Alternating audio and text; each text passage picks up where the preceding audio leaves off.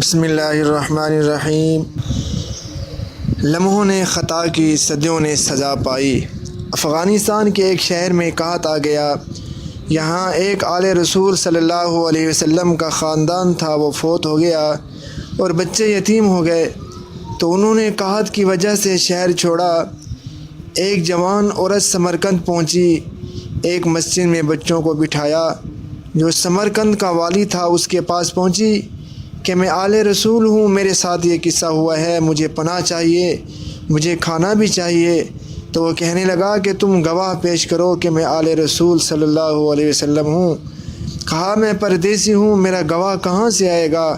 کہنے لگا ادھر ہی آدمی آل رسول کے دعوے کرتا ہے، چلی جاؤ۔ اٹھ کر باہر نکلی تو اس کو کسی نے کہا کہ ایک مجوسی آتش پرست ہے، وہ بڑا سخی ہے، اس کے پاس چلی جا۔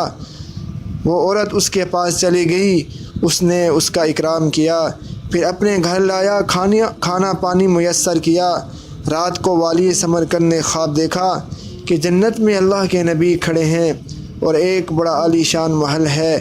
وہ کہتا ہے کہ یا رسول اللہ، یہ محل کس کا ہے؟ آپ صلی اللہ علیہ وسلم نے فرمایا یہ ایمان والے کا ہے۔ اس نے کہا یا رسول اللہ، میں بھی ایمان والا ہوں۔ آپ نے فرمایا کہ اپنے ایمان پر گواہ پیش کرو، تو اس کا رنگ پیلا پڑ گیا۔ آپ صلی اللہ علیہ وسلم نے فرمایا کہ میری بیٹی تیرے پاس آئی تھی اور تو اس سے گواہیاں مانگنے لگا کہ گواہی پیش کر۔ ایسی ڈانٹ پڑی، جب آنکھ کھلی تو پسینے پسینے ہو گیا، سیدھا اس مجوسی کے دروازے پر گیا اور رونے لگا کہ یہ خاندان مجھے دے دے، منہ مانگی دولت لے لے۔